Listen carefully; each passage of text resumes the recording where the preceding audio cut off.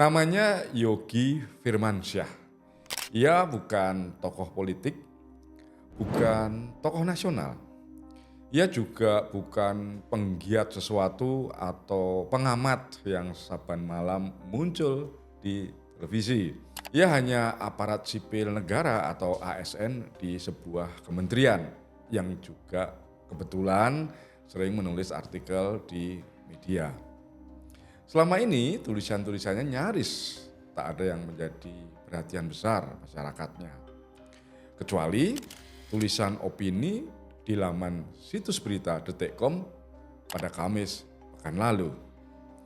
Apa sebetulnya isi tulisan Yogi?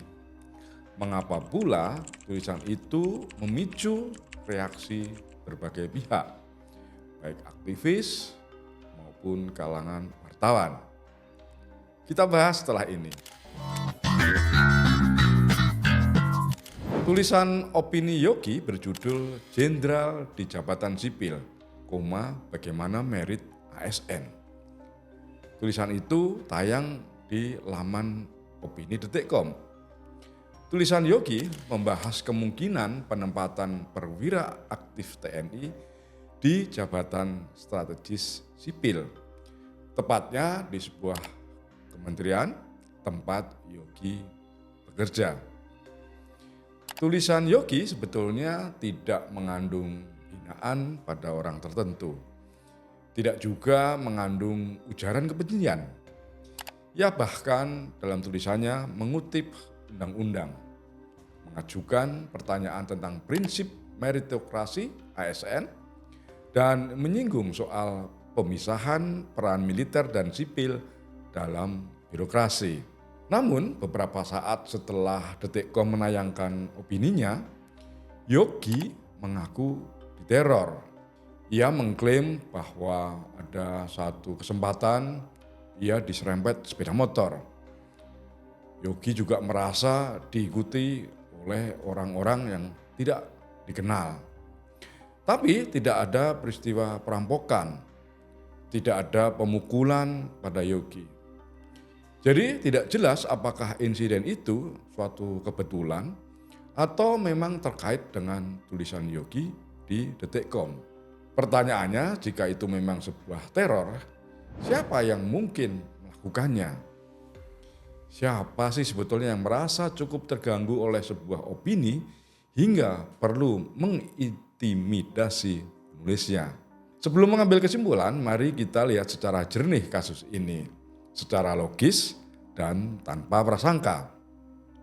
Menurut hemat saya, setelah saya timbang-timbang, sepertinya ada setidaknya 5 kemungkinan aktor atau pelaku yang patut diperhatikan dalam kasus ini.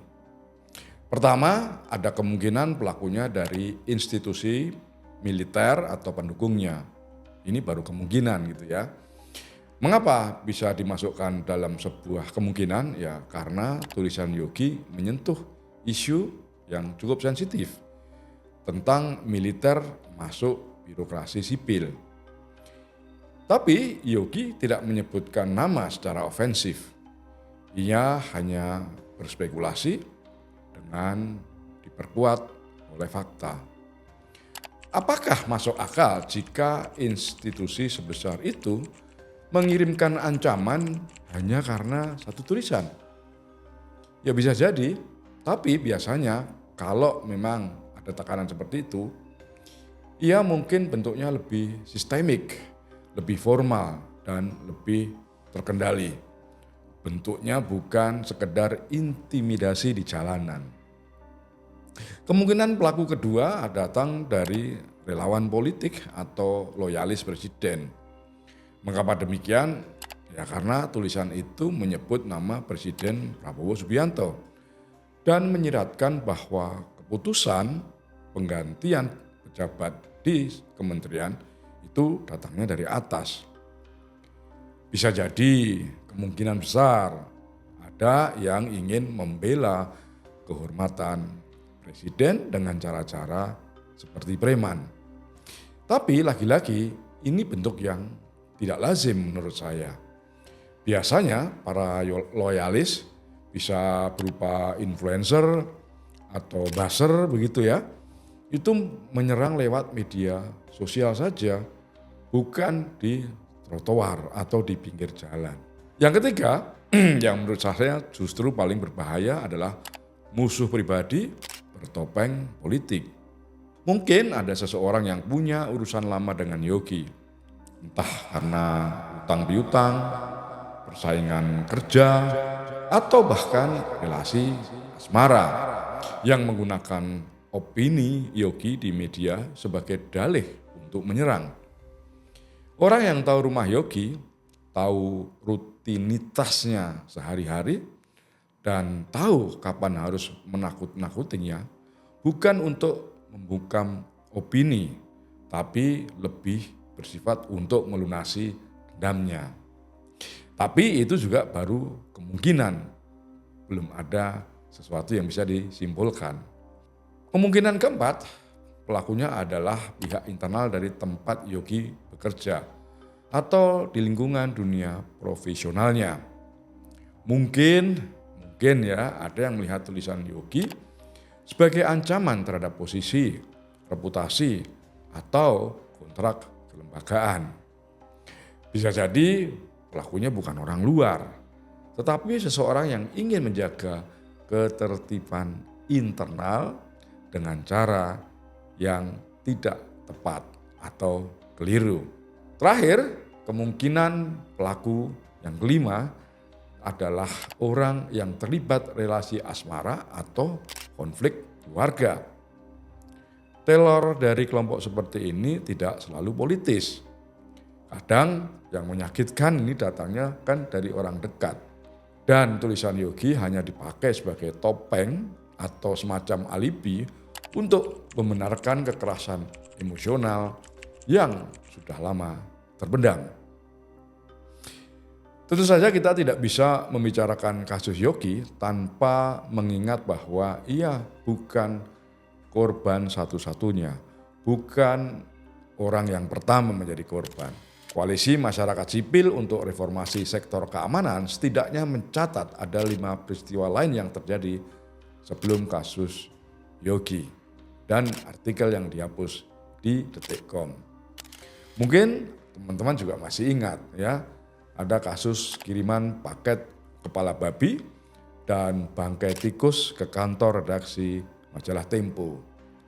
Lalu juga ada ancaman fisik dan upaya kriminalisasi terhadap 2 pembela hak asasi manusia, yaitu Andri Yunus dan Xavier, yang menginterupsi rapat tertutup DPR di sebuah hotel di Jakarta. Ada juga yang ketiga itu teror terhadap kantor Komisi untuk Orang Hilang dan Korban Tindak Kekerasan atau Kontras. Setelah lembaga ini membongkar rapat tertutup DPR terkait revisi Undang-Undang TNI.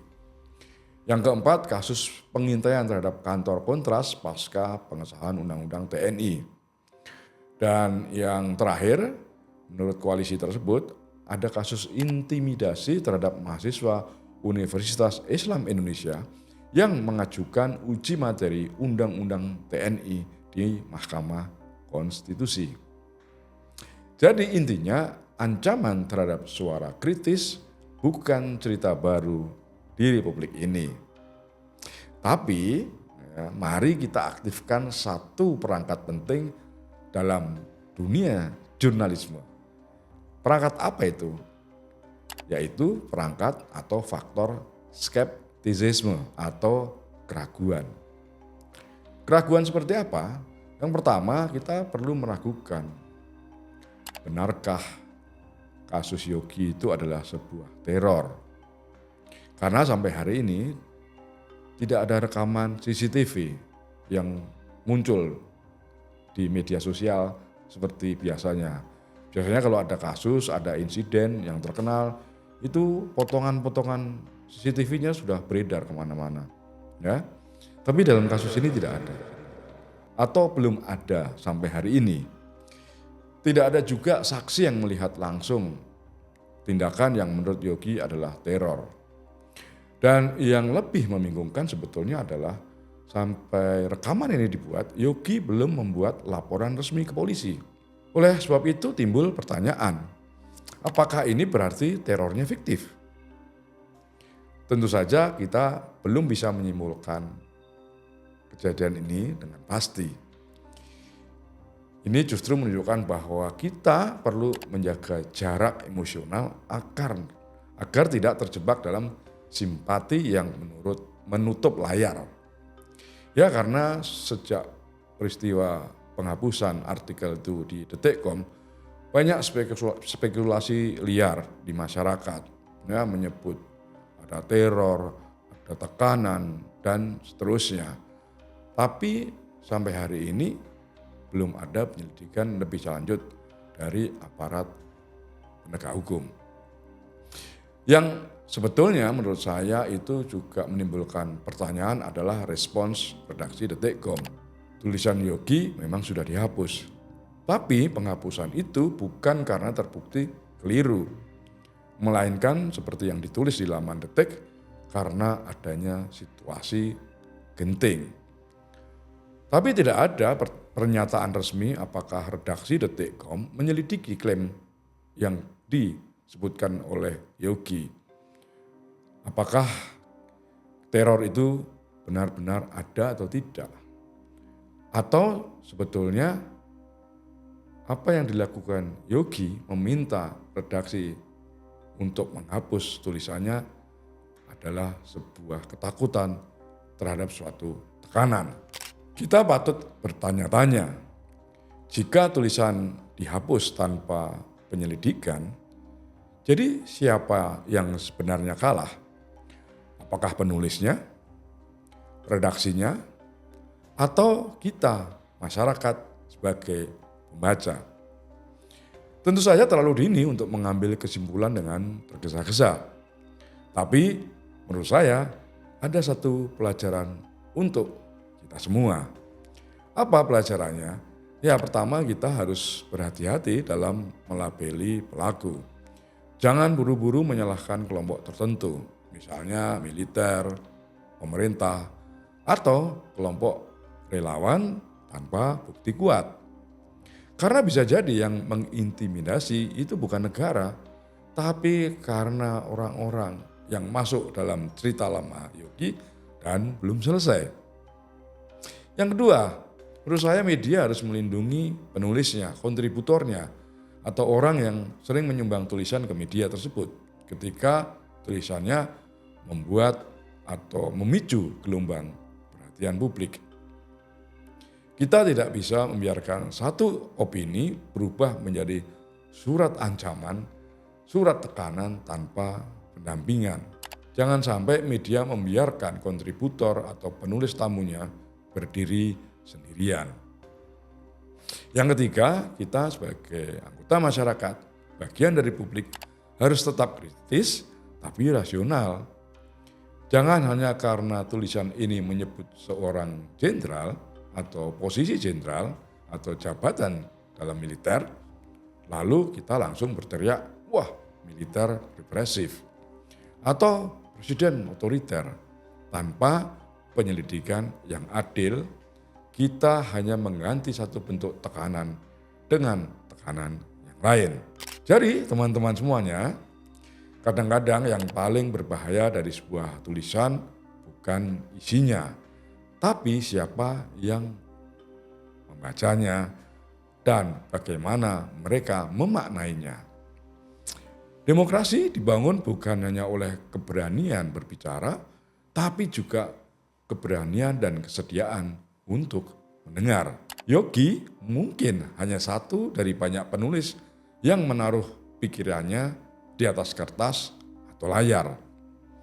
Tapi jika opini bisa mengundang ancaman, maka kita perlu pertanyakan bukan hanya pelakunya, tapi juga sistem yang membiarkan hal itu terjadi.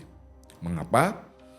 Karena demokrasi tidak diukur dari jumlah pemilu, tapi dari kemampuan warganya untuk berbicara tanpa rasa takut. Sampai di sini teman-teman, cacatan redaksi kita kali ini. Sampai jumpa di episode berikutnya. Tabik.